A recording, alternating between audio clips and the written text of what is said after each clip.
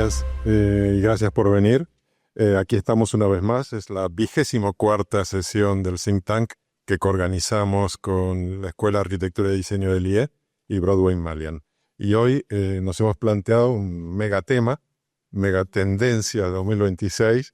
Raquel, decías macro, puede ser macro también. Y vamos a intentar dilucidar cuáles son con la ayuda de nuestros tres panelistas, ¿no? No sé, Cristina, si me olvido de algo. No, yo creo que animar a todo el mundo a que después de escuchar a nuestros panelistas penséis en qué podemos preguntarles para que podáis contribuir, que eso queremos que sea muy interactivo. Muy bien. Bueno, pues como siempre hacemos una primera presentación para dar un poquito de contexto, ¿no? De cuál es el tema. Y lo que creemos es que en los últimos años hemos pasado de hablar de producto a hablar de experiencia, ¿no? Y hay unos estudios que ha hecho PricewaterhouseCoopers que indica que un 70% de los consumidores prefieren o priorizan la experiencia sobre el precio, ¿no? Si algo está cambiando y por tanto nosotros que nos dedicamos al diseño, la arquitectura o los desarrollos inmobiliarios, pues tenemos que reubicar nuestras premisas, ¿no? Al mismo tiempo hay una serie de cambios disruptivos, ¿no? La IA o, digamos, el tema de la sostenibilidad que nos obliga a replantearnos la manera de hacer las cosas, o la presión demográfica en el sentido de que seguimos en un proceso de urbanización o de densificación de ciudades, ¿no? Entonces todo eso está afectando nuestra actividad.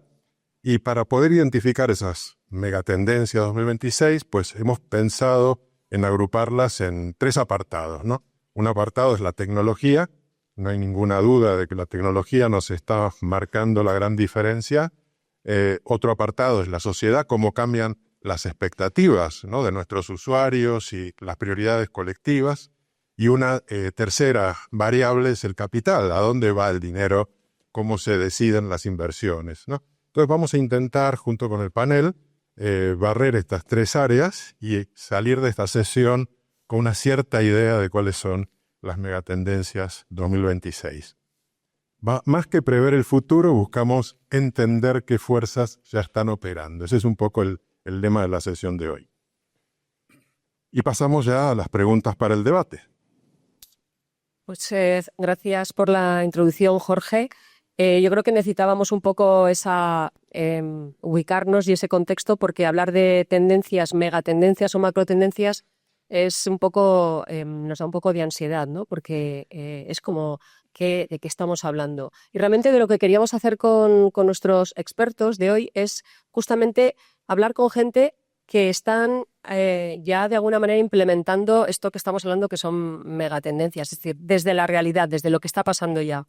Y por eso queríamos tener a los tres juntos, porque representan diferentes partes de ese caleidoscopio que es la realidad de lo que está pasando. Tenemos a Ángela, que desde su posición en el COAM nos va a hablar de cómo de importante es desde la perspectiva quizás más social, y yo creo que nos decía al preparar esta sesión que se sentía muy cómoda desde esa perspectiva, aunque seguramente aborde muchísimas más, conociéndola a ella. Tenemos también a Alfredo Carrión, que él va a hablar más desde la perspectiva tecnológica y de la inteligencia artificial, que es un ángulo muy, muy importante que en KPMG él está liderando. Y Susana Rodríguez, que es una de las grandes representantes de Savills España, que además es profesora nuestra en la Escuela de Arquitectura y Diseño.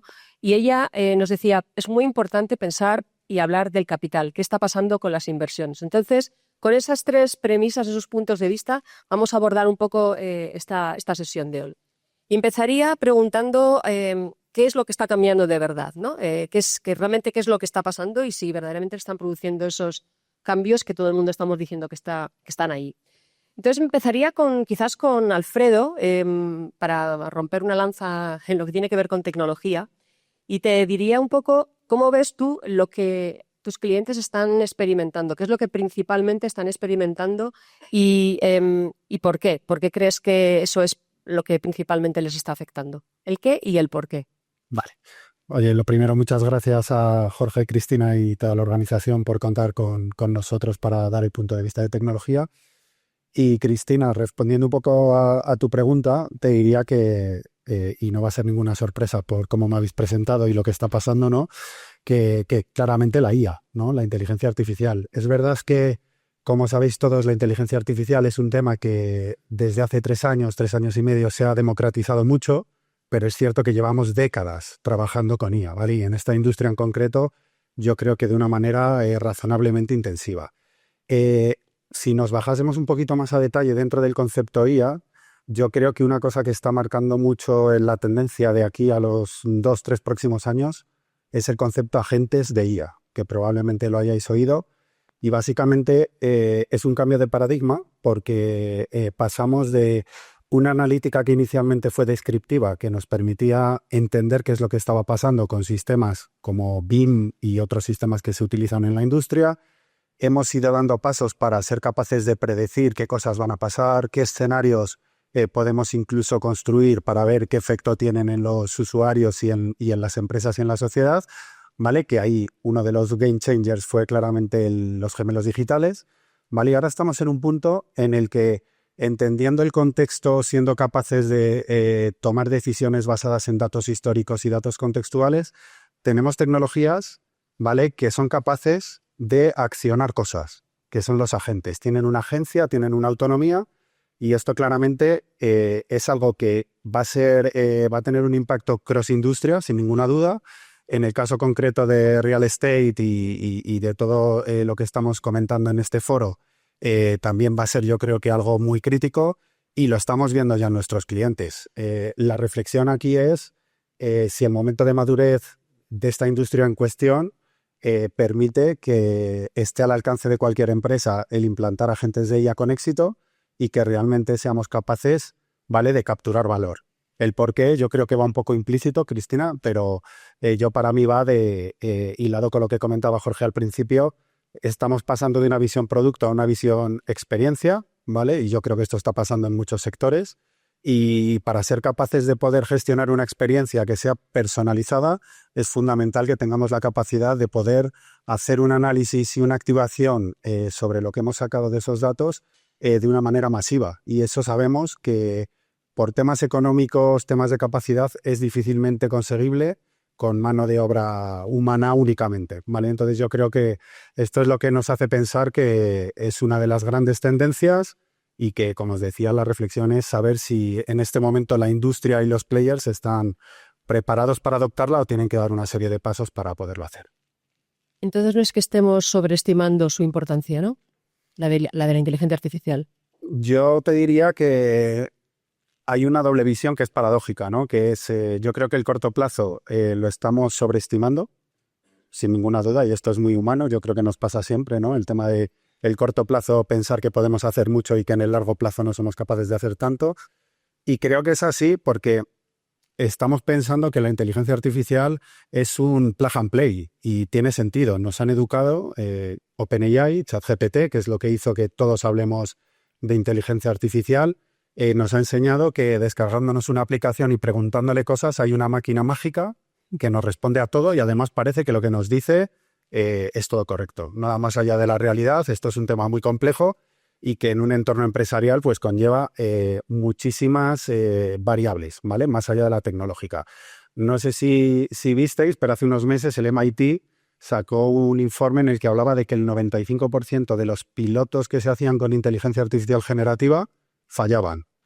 Es un mensaje que imaginaros a todos los que nos dedicamos a esto, que vendemos servicios profesionales alrededor de la IA, pues fue el mejor titular para decir, si era difícil vender esto, pues mañana ya no me voy a dedicar a otra cosa. Pero no, nada más allá, fuera de bromas, nada más allá de la realidad, yo creo que esto fue un mensaje que lo que puso muy en valor es lo que os decía, que esto no va puramente de tecnología, esto tiene muchas componentes que hacen que seamos capaces o no de capturar valor. Yo creo que muchas de ellas tienen que ver con si hemos definido qué estrategia de IA queremos llevar a cabo como compañía y obviamente siempre con un foco en valor, un foco en el negocio propio de la compañía.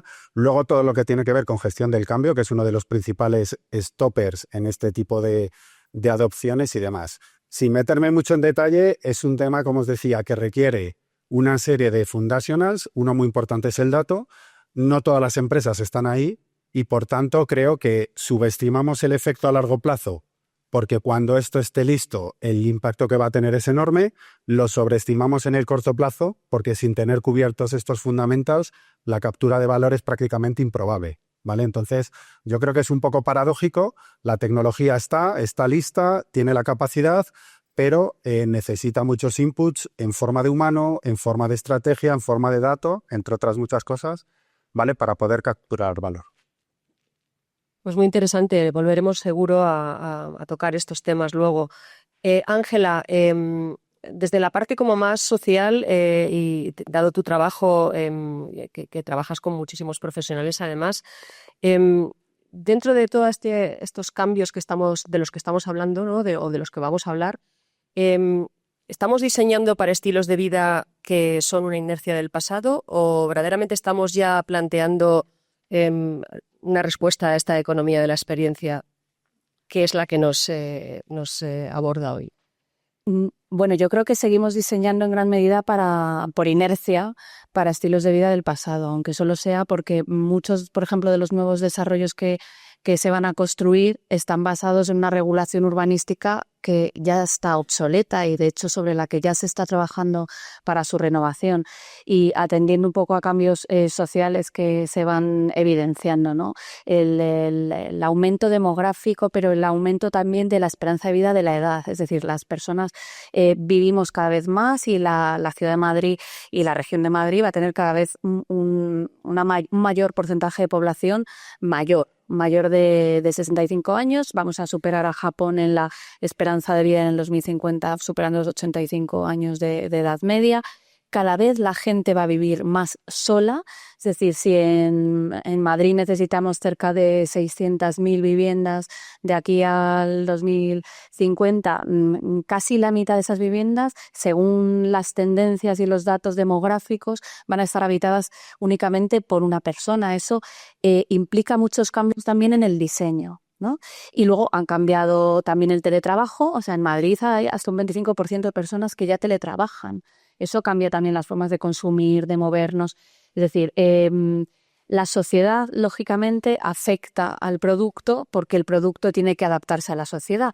La dificultad está en que esto no es un vestido que te cambias cada año, sino que es un producto, que es la ciudad, que es muy complejo, en el que intervienen muchos agentes, es la vivienda, que se tiene que adaptar durante mucho tiempo a un estilo de vida y a unas necesidades que van cambiando.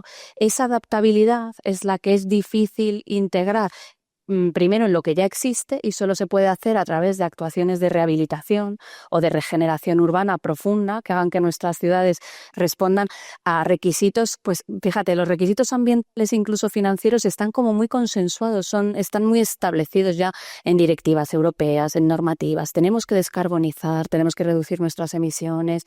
Un montón de reglas, la regla de los 3, 30, 300, la de los 4, 40, a los 25, son reglas que tienen relación con el número de arbolado que tienes cerca de la zona donde vives, el que deberías tener, la iluminación que debería tener tu calle para que sea una calle segura. Todos estos factores afectan a la forma en que vivimos y esa forma en que vivimos evoluciona. ¿Cómo somos capaces de integrar en el urbanismo, que es una disciplina que se genera para permanecer durante mucho tiempo? Pues integrando desde el origen en esas nuevas normativas y esos nuevos instrumentos, y ahí la Comunidad de Madrid está apostando por una nueva ley del suelo que va a ser en ese sentido muy disruptiva y va a habilitar los planes estratégicos municipales basados en objetivos de los municipios, no tanto en una regulación estricta, y luego habrá planes ejecutivos que serán los que nos marquen unas cuestiones ya más técnicas, ¿no? De que era el antiguo plan general, ¿no? Bueno, quiero que se me entienda, porque me importa mucho que el público nos entienda y no sé si el público es técnico o no es técnico, pero todo el mundo entiende que la ciudad se construye para permanecer mucho tiempo y que los habitantes que usamos esas infraestructuras vitales, evolucionamos y la sociedad va cambiando y esos habitantes van renovándose, ¿no? Es ley de vida. Entonces tenemos que integrar desde el inicio en la planificación y en los instrumentos las capacidades que nos permitan ir adaptándonos a las tendencias, porque además hablamos de tendencias, pero no sabemos si esas tendencias se van a mantener en el tiempo, porque vivimos también unos tiempos en los que ese crecimiento demográfico que ahora se espera para Madrid, pues igual se detiene, o igual es distinto, igual viene otra. No lo sabemos. Entonces la flexibilidad es fundamental, la adaptabilidad y la capacidad de integrar todo esto en los instrumentos normativos y de planificación. Sí, yo creo que ahí donde quizás también tanto Alfredo como tú convergéis también, Ángela, es en la idea esta de que hay como dos planos, ¿no? El del corto y el del largo, y realmente los dos están de alguna manera a veces colapsando porque la tecnología permite que todo esto se acelere mucho, ¿no? Entonces a veces las tendencias son como se mueven con mucha velocidad y no sabemos hasta cuándo son algo permanente o algo más fruto de algo pasajero. Quería volver o ir más bien a Susana para que desde el punto de vista, perdón, pierdo los papeles, desde el punto de vista del capital, que creo que al final es como el que, bueno, verifica, ¿no? Si esto que estamos comentando verdaderamente se traslada y siempre se dice que el capital es muy conservador, es muy renuente a cambios. ¿Cómo el capital está respondiendo a esto que estamos comentando, que son nuevos hábitos de vida, nueva demografía y un impacto tecnológico pues que está haciendo que ciertas cosas cambien en nuestro sector construido? Pues mira, el capital también está cambiando y creo que hay una tendencia, si yo que me... No, ¿verdad? Sí. Hay una tendencia, tú me decías, que está cambiando de verdad. Pues vamos a dar datos de cosas que están cambiando de verdad. Y está cambiando la visión que tiene ese capital y en qué quiere invertir ese capital cuando hablamos de inmobiliario. Y hago una breve introducción de qué hablo cuando hablo de invertir en inmobiliario o en real estate, porque creo que es relevante. Cuando hablamos de inversión en real estate, hablamos de inversiones financieras realmente, porque no estamos hablando de la parte industrial de producción de vivienda, no hablo de la parte de la promoción inmobiliaria, sino que cuando hablamos de inversión, hablamos de esas inversiones financieras que consisten en comprar un activo inmobiliario que genera una renta y por lo tanto obtienes una rentabilidad a través de esas rentas que generan los activos, que creo que es importante porque en nuestra industria hay dos grandes focos, uno muy industrial ligado a la promoción y otro más financiero ligado a las inversiones inmobiliarias. Entonces, esos capitales y me centro en la parte de la inversión institucional inmobiliaria, esos grandes capitales ha habido un cambio muy relevante y además es estructural y además lo podemos definir como una megatendencia porque es global, ha ocurrido en todas las geografías.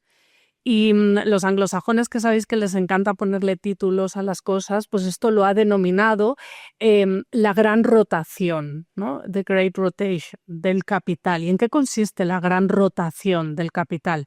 Consiste en un cambio en la asignación que hacen esos grandes fondos de inversión de sus inversiones entre el inmobiliario tradicional, que son básicamente las oficinas y los centros comerciales. Ese capital institucional invertía principalmente en oficinas y centros comerciales. Ha habido un cambio en la asignación de esos capitales hacia otra tipología de activos, hacia otros mercados que se consideran, como decías tú, Cristina, más seguros, más estables y una palabra que apareció en nuestras vidas, sobre todo durante la pandemia, más resilientes, más flexibles. ¿Y cuáles son esas tipologías de activos? Es todo lo que tiene que ver con el residencial, con dónde vamos a vivir las personas en todas sus tipologías, esto que hemos englobado con el anglicismo del living, es decir, residencial en alquiler, residencias de estudiantes, residencias de mayores, esto que hemos llamado también flex living, que no deja de ser apartamentos diseñados para la corta y la media estancia. Bueno, pues todo aquello que englobamos en el living.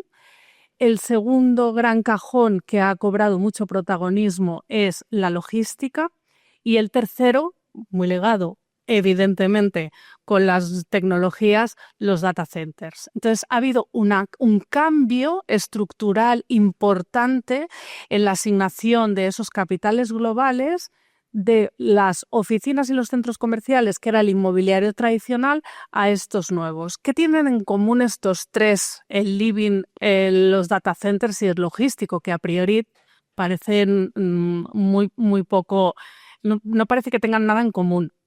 Pues tienen en común una demanda estructural muy sólida. lo decías, Ángela, explicando, ¿no? Con la demografía que está detrás, es muy relevante. Entonces, una demanda estructural muy sólida. Son mercados que tienen una oferta insuficiente, porque en cierto modo son nuevos en esto de la inversión inmobiliaria. Y luego lo que os comentaba de la resiliencia. La pandemia fue un grandísimo experimento social en todos los sentidos, pero también lo fue a nivel financiero. Estos tres activos fueron los que mejor se comportaron y aparecieron como la gran necesidad. Los otros fueron, en cierto modo, menos necesarios o más superfluos, y sin embargo, el residencial, la logística y, por supuesto, los datos demostraron ser absolutamente necesarios en un momento de gran crisis como fue la pandemia. Y eso quizás es lo que los une, ¿no?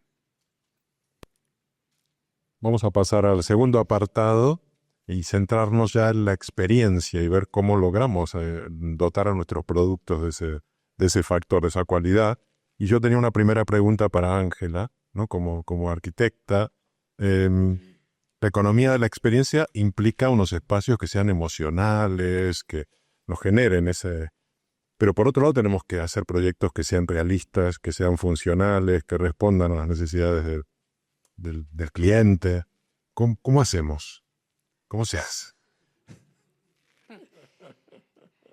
A ver, la arquitectura, ya Vitruvio, fíjate si me remonto tiempo atrás, estamos hablando de futuro y tendencias y voy a Vitruvio, ¿no? Los tres conceptos, ¿no? La firmitas, utilitas y venustas, ¿no? O sea, ya la arquitectura surge para dar respuesta a la sociedad, desde la belleza, desde la técnica y desde la función.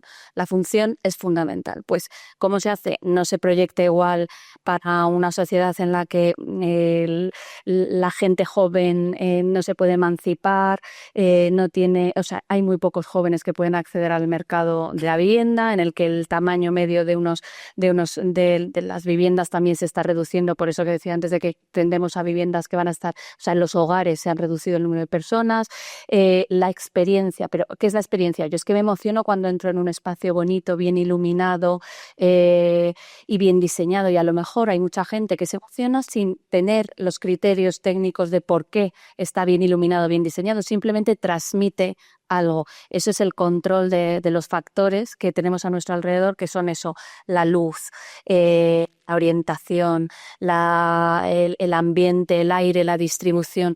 Todo eso es lo que nos tienen que enseñar en las escuelas de arquitectura y lo que los arquitectos tenemos que manejar, son nuestras herramientas, ¿no? Pero volviendo a tu pregunta, ¿cómo se diseña la experiencia? Pues vuelvo a la anterior también. Es que, fíjate, yo creo que no se trata tanto de experiencia como de calidad de vida. Creo que estamos a veces mezclando un poco el tener una experiencia gratificante de algo, de un espacio, de una vivienda, de un centro comercial, con que ese espacio comercial, esa vivienda, respondan de manera tan satisfactoria al uso que tienen, que entonces estamos pensando que es la experiencia, pero en realidad es que la función está respondiendo muy bien a su proyecto, ¿no? Es un proyecto que responde bien a su función y entonces la gente lo usa de una manera tan adecuada, tan gratificante, que entonces dice, he tenido una gran experiencia, ¿no? O entras en una casa que está bien pensada, ¿no? Es que quiero incidir aquí porque yo creo que lo voy a volver cuando Susana, por ejemplo, habla de los activos financieros, ¿no? O todos tenemos en la cabeza pues la crisis de vivienda y sabemos que falta vivienda. Creo que un factor importantísimo no es solo la falta de producto, porque yo tiraría más a que tenemos que empezar no tanto a generar en cuantitativo, sino en cualitativo. Es decir, la vivienda no como vivienda aislada, sino como infraestructura vital. Cuando pensemos en la vivienda y pensemos en esa vivienda que te garantiza una experiencia, ese centro comercial, empezaremos a pensar en otros factores colindantes, en otros impactos no tan directos de la inversión, pero que sí son indirectos y que sí generan retorno a esa inversión y que están relacionados con cómo se integran e interactúan la vivienda con el espacio público, todas las escalas, ¿no? Tu casa, tu edificio en el barrio en la ciudad, el centro comercial, todo, o sea, todas las infraestructuras. Creo que eso es diseñar experiencia, pensar de manera sistémica en cómo se habitan, o sea, la habitabilidad, ¿no? La infraestructura vital que generamos cuando diseñamos espacios. Y eso, pues de nuevo, con criterios, con una buena formación y con criterios de adaptación y de flexibilidad, porque como estamos diciendo, eso varía, ¿no? Hay condicionantes físicos que son inmutables, es decir, a ti te dan un solar y es el solar que tienes, lo tienes que orientar lo mejor que puedas, la casa o el edificio, pero el que tú puedas controlar e integrar en tu matriz económica todo lo que conlleva ese solar, esa vivienda, esa infraestructura en un espacio en el que necesariamente interactúas, creo que eso es lo que realmente te va a garantizar una experiencia completa. Gracias, Ángela.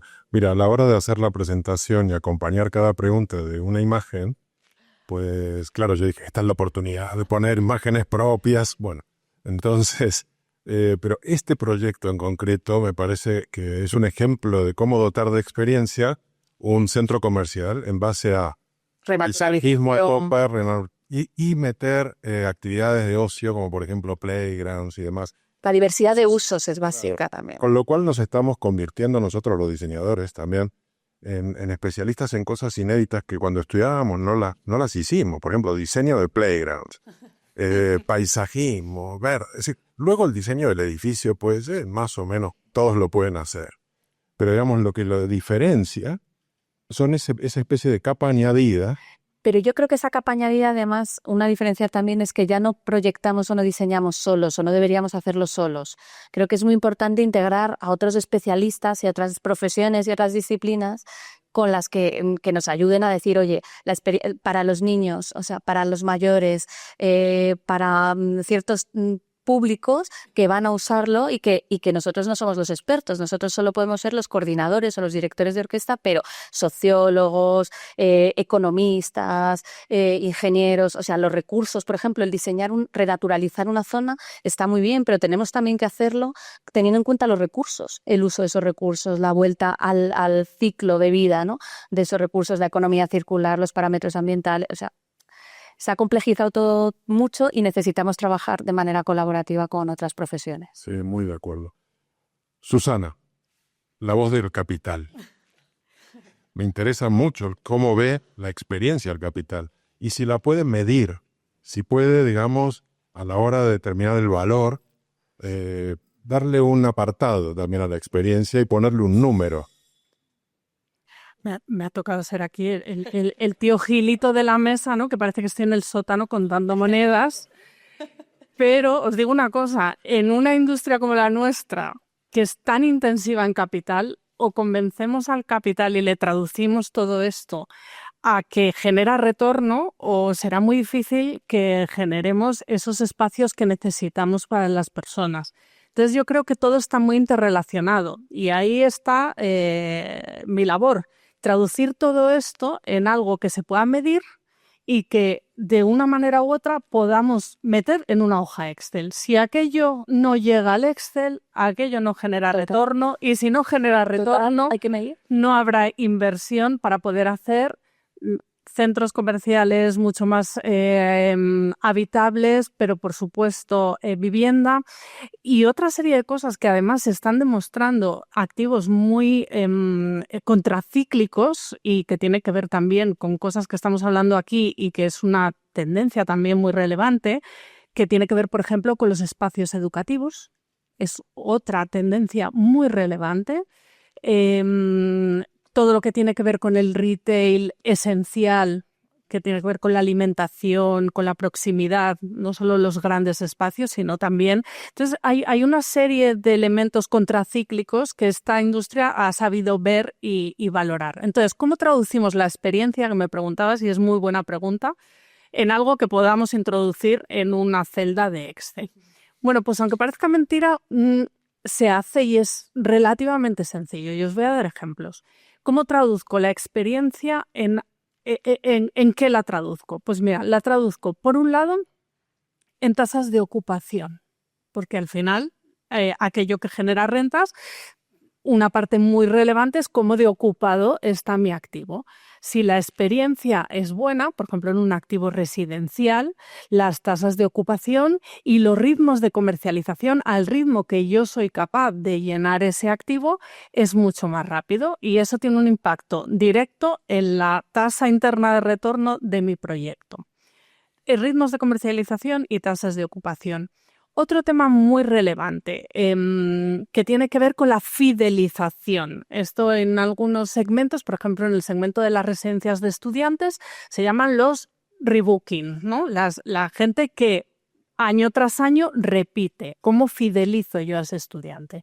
Y ahí puedo ir a datos históricos y ver realmente la diferencia entre las antiguas residencias de estudiantes que todos tenemos en la cabeza, más ligadas a los colegios mayores, y lo que se está haciendo hoy en Europa. Quizás en Estados Unidos es algo más antigua esta tendencia, pero lo que estamos viendo hoy en Europa y concretamente en España, pues se está traduciendo en unas tasas de rebooking de alumnos de primer año que vuelven al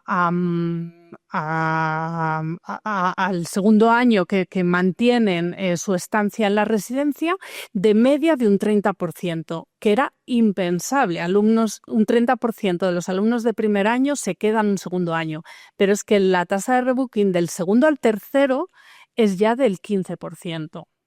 Es decir, vamos a acabar teniendo abuelitos en las residencias de estudiantes porque se mantienen. Pero es que yo he ido a visitar esas residencias de estudiantes y es que te apetece quedarte a vivir en ellas y eso forma parte de la experiencia. Y luego todo lo que tiene que ver con generar renta, generar lo que nosotros llamamos NOI, Net Operating Income, o sea, ingreso neto. Todo lo que tiene que ver con que yo pueda aplicar una mayor tarifa. Tú decías al principio, prevalece la experiencia frente al precio. Y dices, ¿esto es una frase hecha marketingiana o es una realidad? Pues déjame que te dé un ejemplo que yo viví en primera persona y que siempre lo cuento porque fue muy paradigmático de en qué medida la experiencia prevalece sobre el precio. Cuando hace unos años se diseñó el nuevo proyecto de Canalejas en el centro de Madrid, el grupo Villarmir firmó un precontrato con el Four Seasons. Entonces, la gente viajada sabía lo que era el Four Seasons, pero aquí en Madrid no teníamos ni idea de lo que era el Four Seasons. Y entonces este grupo decidió dar entrada, una participación a un socio financiero al que le vendía el 50% del capital de su sociedad. Y nos tocó valorar esa sociedad. Y esa sociedad, el edificio estaba en plena construcción, pero tenía un contrato con Four Seasons. Entonces, ¿cómo valorábamos un contrato con el Four Seasons cuando no teníamos ningún comparable aquí en Madrid? Entonces, pues nos fuimos a ver qué otros hoteles de 5 estrellas gran lujo había en Madrid, pues para coger ese comparable. El que operaba a mayor precio operaba a 300 euros la noche. El Four Seasons estaba proyectando operar a 700 euros la noche. Y dices, ¿cómo puedo yo firmar una valoración basada en que va a operar a 700 euros la noche cuando en mi mejor comparable de todos los hoteles de 5 estrellas que había en Madrid operaba a 300? Entonces, bueno, pues tuvimos que hacer ahí un ejercicio de entender qué era Four Seasons, de visitar otros Four Seasons en otras capitales europeas, de hacer un ejercicio de qué es Four Seasons. Four Seasons genera su propia demanda. Hoy Four Seasons opera en Madrid a 1.000 euros de media, ¿no? O sea, de media, el ADR que le llaman los hoteleros, a 1.000 euros de media. Y lo más relevante, que os voy a dar el dato, ha aumentado la tasa de compradores de vivienda de lujo que proviene de Estados Unidos. ¿Por qué? Porque el Four Seasons genera su propia demanda. Four Seasons ha traído americanos a Madrid que no hubieran venido a Madrid si no hubiera habido Four Seasons, que han venido a hacer turismo a Madrid, que han descubierto, algunos redescubierto Madrid a raíz del Four Seasons, luego el Rosewood, cuando cogió el Villa Magna, etcétera, etcétera. Eso es experiencia y es experiencia hasta el punto que tiene su propia demanda y arrastra una demanda muy particular. Yo creo que es un ejemplo igual muy concreto, muy anecdótico, pero que es una manera de demostrar con datos que es una realidad, que la experiencia se traduce en datos, en mayores ingresos y por lo tanto en mayores retornos. Me parece una noticia buenísima, Susana, muchas gracias. Alfredo, voy a pasar el slide. ¿Cómo la tecnología no puede ayudar a medir esa experiencia? ¿O es el uso de la tecnología la que genera experiencia? Añado. A ver, yo creo que un poco ligado con lo que se comentaba anteriormente, la tecnología no va a ser más que un compañero de equipo que se relacione con arquitectos, que se relacione con perfiles más humanistas y demás, de cara a generar la experiencia, pero también yo creo que de cara a interpretarla. Porque yo estoy de acuerdo en que hay determinados criterios expertos que nunca, o en el corto plazo por lo menos, una tecnología va a poder sustituir.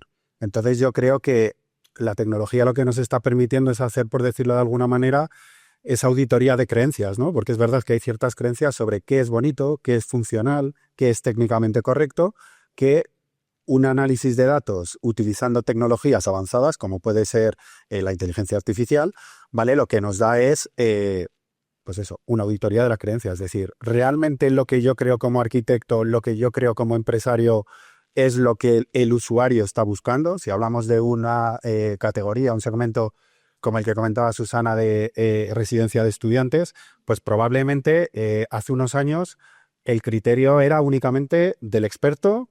Él sabía cómo tenía que formalmente diseñar una residencia, pero no había un input real de determinado segmento.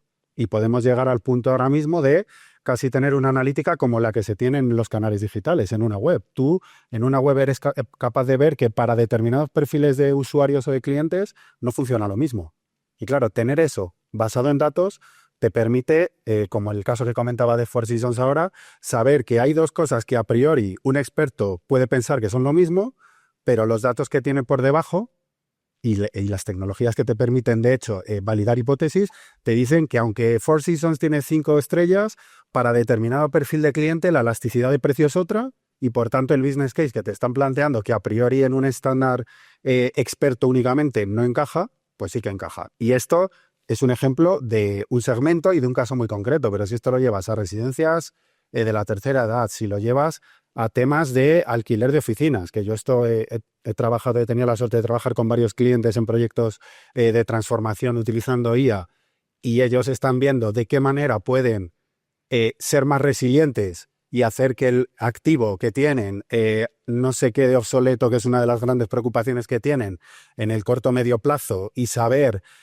cómo enamorar a su usuario, ¿no? Lo que llaman ellos el B2B2C, que es, oye, ¿cómo engancho al empleado de mi cliente para que la satisfacción de los empleados sea tan alta que al final el criterio de decisión cuando haya que renovar no sea puramente el precio? Es decir, que realmente le esté aportando valor desde una perspectiva de ESG. Le facilito mucho toda la parte normativa.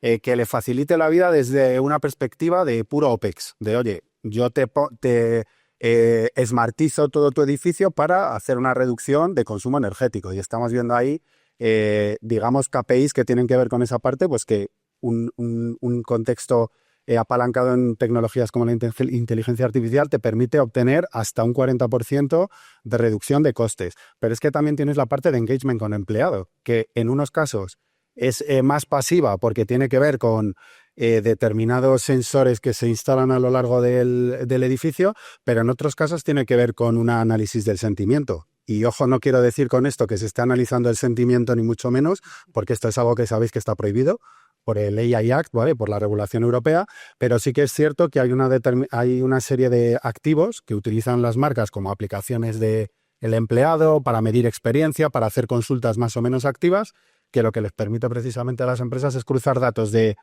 experto con datos más cuantitativos de comportamiento del propio empleado con análisis de la experiencia, obviamente, insisto, en un entorno absolutamente compliance. Entonces, yo creo que se está abriendo la puerta a que podamos analizar un volumen de métricas que empiezan por la experiencia, y yo ahí sí que coincido contigo, que ahora hablar de experiencia tiene todo el sentido, ¿vale? Y que acaban teniendo un impacto financiero. Es decir, está correlacionado, y esto pasa desde hace muchos años en sectores como retail, ¿vale? Retail de consumo, en el que cuando tú eres capaz de generar un NPS, que el NPS sabéis que es un indicador que lo que mide es la probabilidad de recomendación hacia tu marca de un consumidor final, está correlacionado directamente con el Customer Lifetime Value, que en el fondo es lo que te mueve aguja a nivel de ingresos. Esto pasa o ha pasado o sigue pasando en sectores como el retail. Para que os hagáis una idea, a los comités de dirección en general de clientes de este tipo, uno de sus principales indicadores para cobrar o no cobrar variable es el NPS. Y esto es a nivel de compañía, es decir, no es que haya una persona que esté encargada de que haya más NPS, sino que de manera transversal es un indicador que afecta a todos. Experiencia vinculada directamente con la parte financiera. Métricas, yo creo que sin ninguna duda lo que nos da la tecnología es poder medir cosas que van más allá de lo financiero y que hasta ahora era imposible pensar en ello. ¿Te puedo romper el guión? Sí, pero... Sí, yo también quiero. Vale. Ahora. Mejor, porque así entablamos una conversación más distante. Sí, eso es. Yo coincido totalmente con Susana, nosotros estamos en ello. Hay que medir lo intangible, porque esa experiencia, digamos, esos valores que tú has puesto el ejemplo del Four Seasons, ¿no? Pero ¿os acordáis todos de la canción de Sevilla tiene un color especial? Bueno, pues no sé si tiene un color especial, pero Sevilla tiene algo, ¿no? No sé si es el olor a azahar, o son el encalado en blanco, o son los patios y la ventilación cruzada. Madrid también tiene algo, ¿no? Madrid tiene algo que a lo mejor se está configurando como una imagen de Madrid, como una imagen de su marca, que está hecho a base de su arquitectura, de su imagen de ciudad, de las cañas, de las tapas, de su gastronomía. Todo eso conforma un entorno urbano apetecible que genera unos intercambios vitales, pues que hace que la ciudad sea atractiva y atraiga talento, y que hace que el Four Seasons, más allá que luego el Four Seasons una vez que esté, traigan norteamericanos a España, pero el Four Seasons viene también porque ya hay algo detrás que se está moviendo que hace que la ciudad sea atractiva. Y si somos capaces de entender por qué una ciudad es atractiva desde su propia identidad, no imitando ninguna otra ciudad, sino teniendo su propio ADN, esto lo explica muy bien Greg Clark, ¿no? El ADN, si somos capaces de estudiar el ADN de las ciudades y entender por qué son atractivas, qué es lo que hace que venga la gente que quiera vivir, pasear en nuestras ciudades, o en este caso en Madrid, pues si somos capaces de parametrizarlo, de medirlo, de evaluarlo y de meterlo en el Excel, seremos capaces de entenderlo como una inversión, y la calidad urbana será una inversión y no un gasto, y tiene muchas derivadas, ¿no? Pero creo que es importante lo intangible, ¿no? El qué nos hace sentir a gusto en una ciudad y no en otra, y por eso viene la gente también a estudiar y se quiere quedar, y el tema es atraigamos talento y fijémoslo, ¿no? Que quieran seguir y desarrollar su proyecto vital aquí. El comentario que quería hacer era una cosa que ha comentado Alfredo de pasada, el B2B2C. Eso está cambiando radicalmente el sector inmobiliario como lo entendíamos hasta ahora. Cuando yo empecé en esto, desde el punto de vista financiero, el inmobiliario era muy sencillo. Había un metro cuadrado. El metro cuadrado ya tiene sus complejidades porque a ver quién lo mide y cómo, pero bueno, a fin de cuentas, un metro cuadrado. Eso era una de las casillas del Excel, era el metro cuadrado. Luego había otra casilla con la renta que se aplicaba y una tercera con la yield, que era la rentabilidad inicial que le exigía el inversor, y con eso, al final, por muy complejo que fuera el modelo, al final se reducía al metro cuadrado, a la renta y a la rentabilidad inicial o yield. Hoy, este B2B2C está cambiando radicalmente también el modelo económico inmobiliario que hay detrás. Y estamos yendo a un modelo mucho más operativo. ¿Por qué? Porque yo ya no es el metro cuadrado. Yo, propietario de oficinas, que quizás es el más claro, ¿no?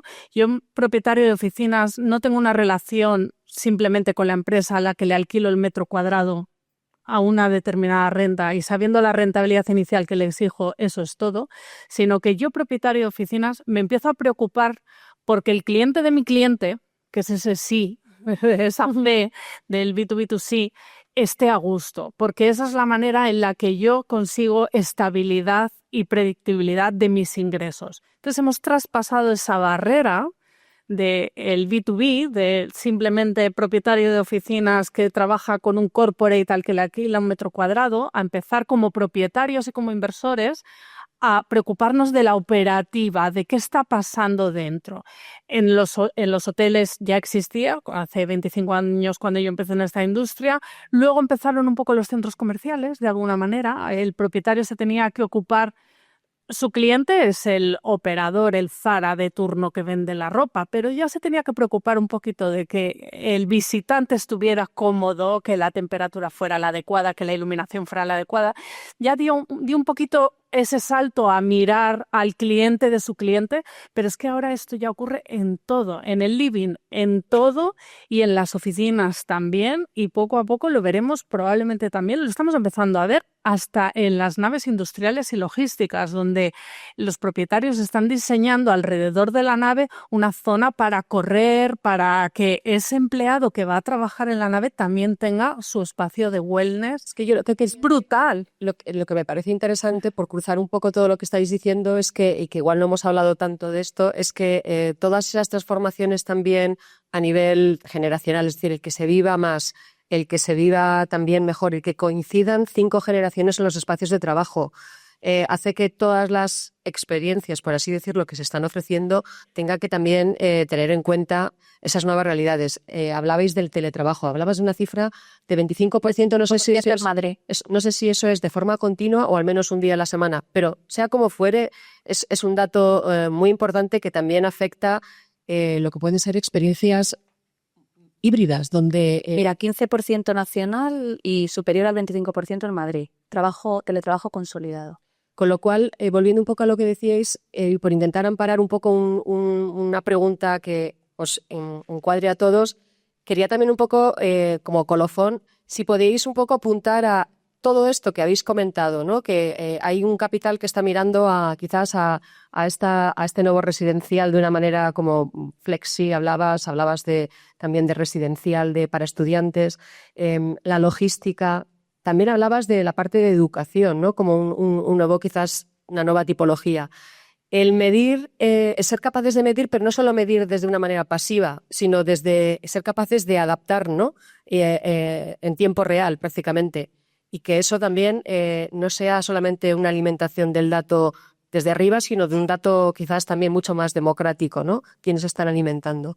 Y finalmente, un poco, Ángela, tú hablabas de cómo responder desde esa adaptabilidad que es necesario, ¿no? A la hora de la planificación urbana también y a la hora también de diseñar nuestras ciudades. Y bueno, luego hablabas del caso de Madrid, de cómo hacerlo atractivo. Entonces, por referir un poco a todo, si tuvierais que pensar en algo que fuera como radicalmente... no radicalmente, pero algo que creéis que verdaderamente es transformador ahora, ¿qué definiríais cada uno de vosotros? ¿Qué diríais que es y por qué? Y voy a tirarme a la piscina y le voy a preguntar a Alfredo, que sí que está sonriendo, diciendo, pregúntamelo.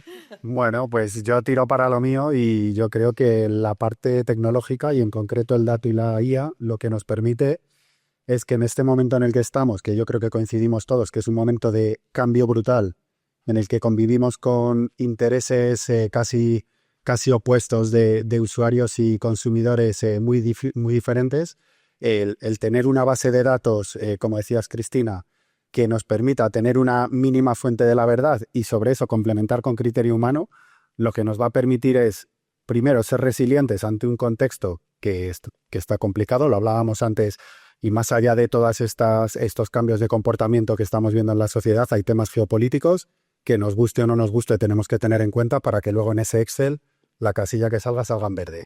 Entonces, yo os diría que es para mí dato, inteligencia artificial y obviamente esto como complemento, como acelerador, como palanca, como lo queramos ver, de todo lo que ya tenemos alrededor, que es conocimiento experto y un buen hacer en el sector, pero que yo creo que apalancado en esta auditoría de creencias que decía anteriormente y con la capacidad de actuar, como tú decías ahora, Cristina, casi en tiempo real, lo que nos va a permitir es que realmente nos adaptemos al contexto y que consigamos ir gestionando esas relaciones o dinámicas nuevas que aparecen en el sector, como el tema del B2B2C y otro tipo de temas.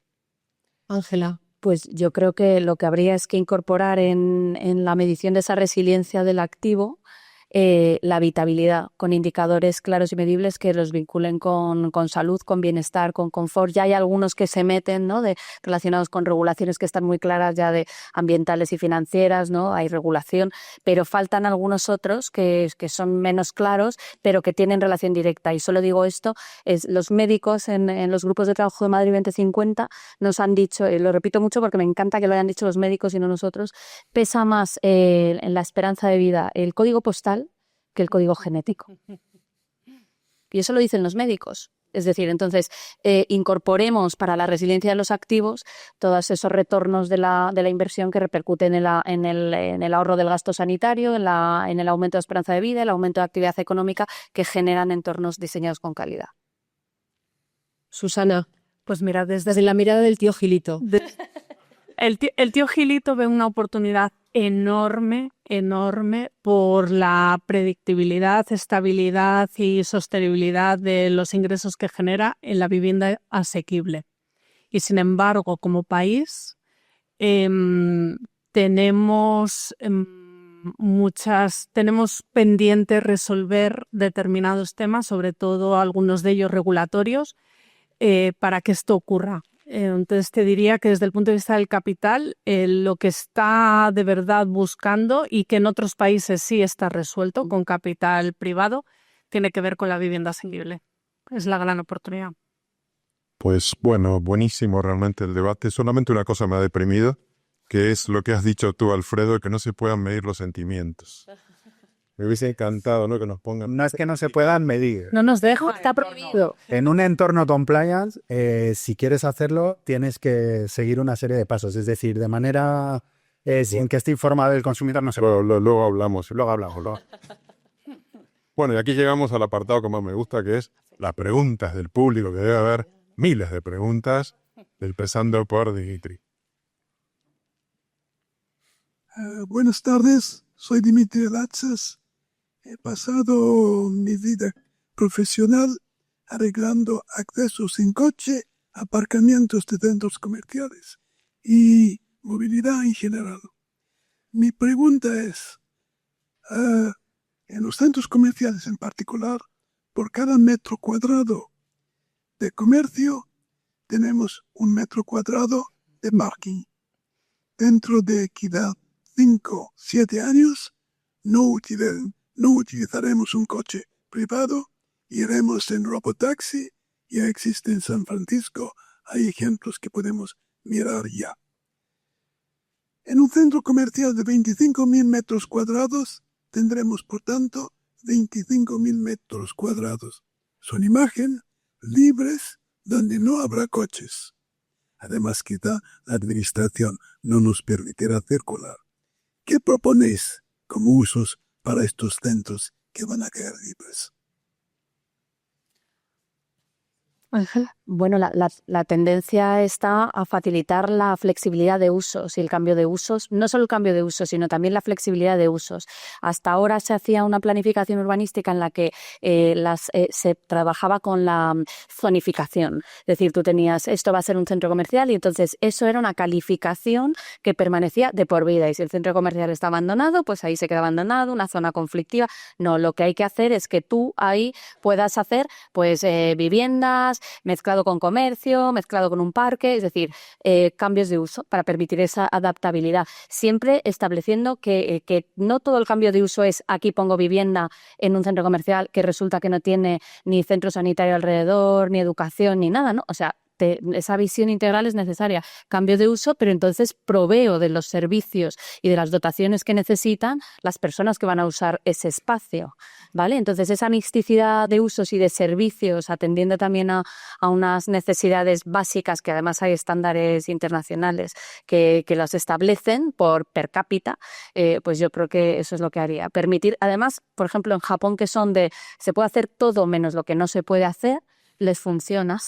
Y entonces generan ciudades muy dinámicas, muy vivas, donde la propia sociedad va creando la ciudad en función de sus necesidades. ¿Alguna pregunta más? Tú. Y me ha sido ambigua. Por cierto, el 80% de las calles de Madrid está ocupada por coches. Sí. Eso cambia. Y cada 20% de peatones.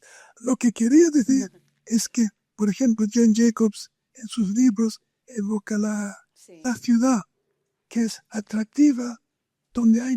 La ciudad que te cuida.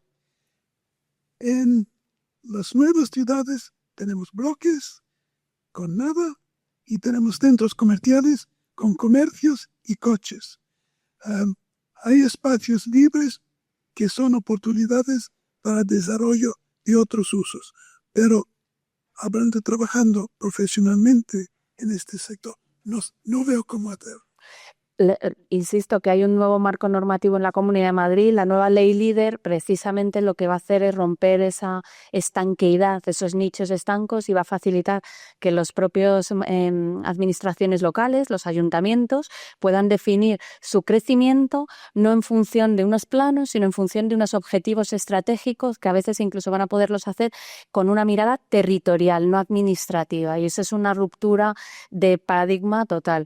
Entonces, varios municipios, por ejemplo, van a decidir que ellos se van a enfocar en atraer, imagínate, universitarios porque están cerca, ¿no? Talento porque están cerca de universidades, entonces van a apostar por los modelos de living para jóvenes, pongo por ejemplo. Entonces, esos objetivos van a estar por encima de la planificación urbanística clásica y van a permitir que el ayuntamiento haga planes ejecutivos que se alineen con esos objetivos de manera muy clara. Entonces, promuevan cambios de usos donde usos están obsoletos. Ya ha habido una ley previa el año pasado para que se ha anticipado porque los procesos legislativos son muy lentos y que permitió el cambio de uso en terciario y residencial, en terciario y comercial a vivienda asequible en alquiler. Y eso ha generado en Madrid una oferta adicional de 5.000 viviendas en alquiler asequible, que puede parecer poco para todo el volumen que necesita el país, pero en el ratio nacional es cerca del 40% de la vivienda asequible en alquiler. Oye, no veo manos, parece que aquí la gente no tiene nada que preguntar. Tenemos unos minutillos más. ¿No queréis saber nada, aprovechar este panel tan espectacular? Sí, hay otras.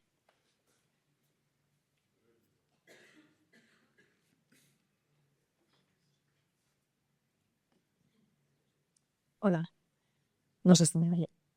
Yo quería preguntar, muchas veces mi experiencia como arquitecto es que la experiencia se ve coartada por el capital, o sea, es el capital el que dice esto no es rentable.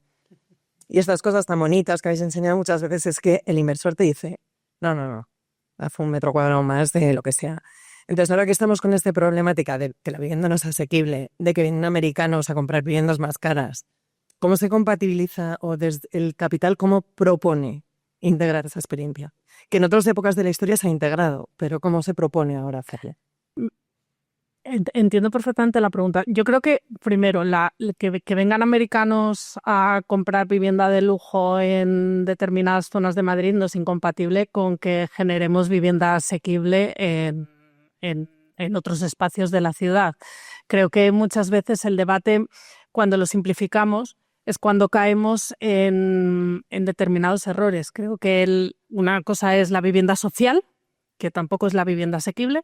Otra cosa es la vivienda asequible, luego habrá vivienda media y habrá vivienda de lujo. Y creo que todo es compatible y debe convivir en una ciudad como Madrid. Entonces, lo primero es eso, que creo que no son conceptos incompatibles. Segundo, lo del metro cuadrado.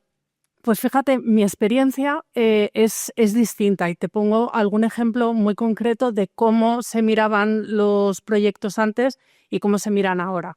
Y esto es una experiencia muy reciente, un edificio de residencial dedicado al alquiler, que estaba diseñado pues, inicialmente con locales en planta baja. Todos los que sois de aquí habéis trabajado aquí, pues es el urbanismo tradicional nuestro.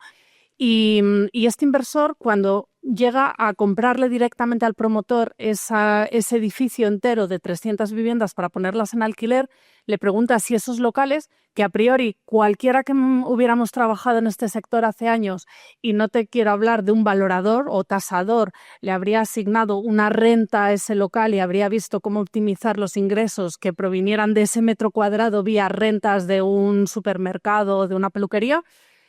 Muy al contrario, este inversor, en este caso es alemán, dijo, yo quiero estos espacios dedicarlos a esta palabra nueva también que tenemos en nuestras vidas, que es amenities, la habréis oído por todas partes, que no dejan de ser servicios para mis inquilinos. Mismo número de viviendas, pero más servicios entre comillas, gratuitos, porque de ese metro cuadrado directamente no vas a obtener una rentabilidad.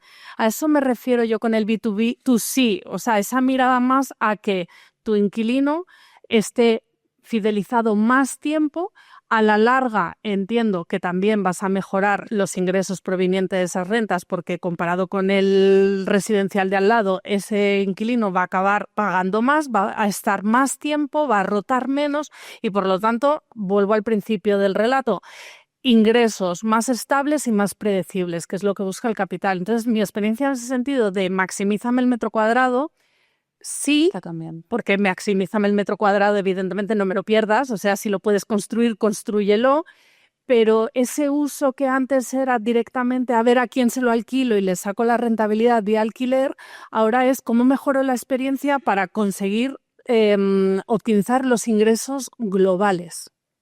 Y esto aplica a todo. La vivienda asequible que hacemos en nuestro país, y esto os lo digo de experiencia también personal, de visitar activos con capital internacional, cuando vamos a los barrios de nueva creación y vemos vivienda protegida y vivienda libre, a veces ellos no terminan de entender, dicen, pero ¿cuál es la protegida y cuál es la libre? O sea, si tú vas caminando, que creo que es una maravilla decir eso de nuestro país, o sea, creo que hacemos una vivienda asequible de altísima calidad.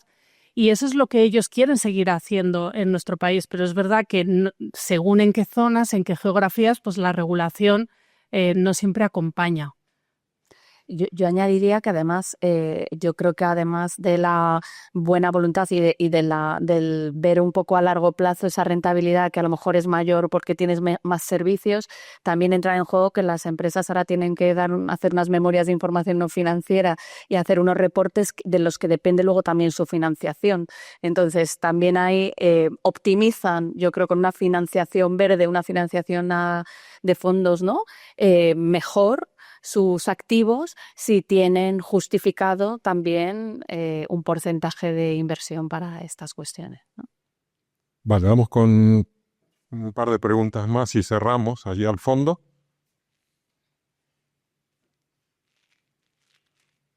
Mira, porque me la pediste tú, Lola, y luego... Buenas. Yo creo que estamos viviendo un periodo de disrupción porque como que está chocando un poco todo. O sea, lo que decía el compañero, yo hago un centro comercial, tengo que hacer 3.800 plazas, cuando a lo mejor es verdad que no van a ser necesarias. Y está chocando por ahí. Mucho playgrounds y mucha experiencia y mucha vegetación y tengo que cumplir la sostenibilidad y el sello, pero eso no estoy viendo el retorno inmediato en mi hoja de Excel. Estoy viendo barrios que se me están convirtiendo en residencias, en campus de estudiantes y estoy perdiendo la vida de barrio, del local. ¿Dónde estáis viendo que que las piezas se empiezan a acoplar para que todo ayude? Para que yo pueda hacer mi promoción en un ámbito fiable de esperanza que voy a tener ese retorno que creo que quiero tener, porque creo que ahora las cosas no están ayudando. Es que y dejo a Ángela que es la experta, pero es que estoy de acuerdo contigo. O sea, creo que en algunas geografías vamos en el buen camino, ¿no? Esto que hablabas de pasar de un plan general estático y que es inamovible y que cualquier pequeña modificación, ya sea aunque sea de un estudio de detalle, que es lo mínimo que puedes pedir, te conlleva primero una incertidumbre enorme, porque ya no es solo que lleve más o menos tiempo que afecta a tu retorno, sino la gran pregunta de ¿pero es seguro que esto va a salir? Entonces ahí se acaba la conversación. Entonces ahí es donde estamos. Entonces yo con eso estoy contigo. Eso es donde estamos. Ahora en algunos ámbitos se quiere ir hacia otro lado y ahí te dejo a ti la palabra. Pero estoy de acuerdo contigo que donde estamos hoy es ahí. Hay otros ejemplos, no solo ya los centros comerciales, las oficinas. Ya hay oficinas donde, en función de quién sea tu inquilino principal, los Oracle, los Facebook, los tal, que ya en su, ¿cómo le llaman? El Welcome Package. A mí me dieron una mochila, ellos le han dado un patinete eléctrico de estos. Es que directamente son todos chavales jóvenes internacional, un porcentaje altísimo de gente internacional que no tiene coche ni lo quiere. Y entonces están los parques vacíos de edificios de oficinas. O sea, está ocurriendo absolutamente en todo. Ahora vete tú al decirle al técnico, el técnico va a la hoja del apartado 3/4 y dice 85 plazas. O sea, donde estamos estoy 100% contigo. Y ahora, resuélvelo. No. Una patata súper caliente. No, que es verdad, claro, que tú tienes que adaptarte a la normativa vigente. Es que eso, pues, ¿qué pasa? Pues que generalmente la legislación va más lenta que la sociedad y que las demandas. Y mientras eso siga así, pues siempre habrá desajustes. Entonces, ¿dónde está el punto? Pues intentar hacer diseños con esa mirada de por si acaso luego no son parkings, pues mira, voy a prever que luego esto se pueda convertir, pues eso, en una zona de ocio que va a dar servicio con más polivalencia, ¿no? Y más versatilidad de la que ahora estamos. Pero es que es eso, es que te encuentras luego, vas al técnico y claro, el técnico sigue pues el código técnico vigente, la legislación y el plan general.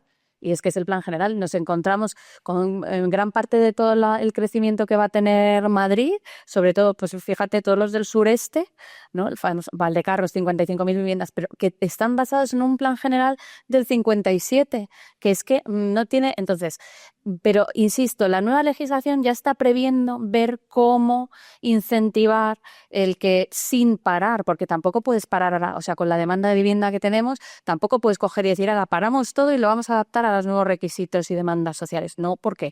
Porque dejas a un montón de gente en la calle. Entonces, ¿cómo sin parar lo que ya hay se puede intervenir y mejorar algunas de las cuestiones, ¿no? Pero... pues con imaginación y eso, y pensando un poco en esto probablemente va a cambiar, claro, y las calles, si incluso en el nuevo plan estratégico municipal que se ha hecho en el Ayuntamiento de Madrid, que se está haciendo, que ahora está el borrador, ¿no? De la mano un poco de esa nuevo marco normativo de la comunidad, ya se estaban haciendo propuestas incluso de que la calle no tuviera el mismo uso todo el día, ¿no? Ahí está nuestro amigo común Flavio Tejada, ¿no? También asesorando al Ayuntamiento de Aru, y pues eso, pues las calles tienen que tener el mismo uso todos los días, pues depende, porque a lo mejor lo que tenemos que hacer es destinar la distribución, ¿no? De última milla, que solo sea, por ejemplo, por la noche, y entonces, y que por el día las calles tengan, o sea, dependerá, es que, insisto, flexibilidad, adaptabilidad, imaginación, flexibilidad sobre todo normativa, para que se puedan hacer muchas más cosas que ahora es que no se pueden, por mucho que queramos y que veamos que se necesitan. Muchas gracias. Vamos a dar lugar a una pregunta pequeñísima y una respuesta también cortísima, ¿vale? Pues sí, quería preguntar si sería posible sacar rentabilidad de las pequeñas construcciones. Quiero decir que ante la necesidad social, bajar la normativa, que en lugar de ser tantos metros, ponerlas a lo mínimo para que más gente pudiera estar utilizando estas viviendas. Hay una gran demanda, por ejemplo, en el caso de los aparcamientos, ¿por qué no poner unas casas móviles en todas esas plazas y utilizar ese espacio para el bienestar social? ¿De ahí sacaríamos rentabilidad? Hombre, sin duda, la densificación es uno de los grandes temas que se están tratando porque es una vía relativamente rápida y sobre todo muy sostenible de aumentar la oferta. Sin duda, la densificación es un gran tema desde el punto de vista de urbanismo y de la rentabilidad. Es la regeneración urbana. Lo que pasa es que para ello necesitas poner de acuerdo generalmente a varias administraciones, a varias comunidades de propietarios, que entiendan el beneficio luego social de ampliar. Tiene que ser técnicamente viable y no siempre es técnicamente viable aumentar alturas en algunos edificios, depende. Pero, y luego hay otra cosa, y es que por mucha demanda que haya, tú no puedes renunciar a unos mínimos estándares de calidad y de dignidad en esa vivienda. Es decir, tú tampoco puedes solucionar la demanda con Infravivienda. Con infravivienda. Es decir, ¿tiene que hacerse más vivienda? Sí, pero sin renunciar a que esa vivienda sea de calidad, porque al final es una infraestructura de nuestro estado de bienestar. A esa persona que está preguntando le remitiría, no sé si has visto una película noruega que se titula, de hecho, El arquitecto. Sí. Y que por razones también de carestía y de que la persona no consigue suficientes ingresos, en Oslo está viviendo en un parking reconvertido en vivienda. Entonces ahí hay una invitación al menos a que la mente especule, que yo creo que es lo que hemos intentado hacer hoy también. O sea, no solamente intentar resolver, pero sí tener ideas y desde la practicidad y desde la práctica, más que de la practicidad de nuestros expertos que saben y que están trabajando en esa, a veces difícil, ¿no? Traer la realidad con el ideal e intentar comprimirlo y hacerlo factible. Así que eso es lo que hemos intentado hoy y ahora creo que continuamos, Jorge. No, simplemente decir que creo que merecen un gran aplauso. Ángela, Alfredo, Susana.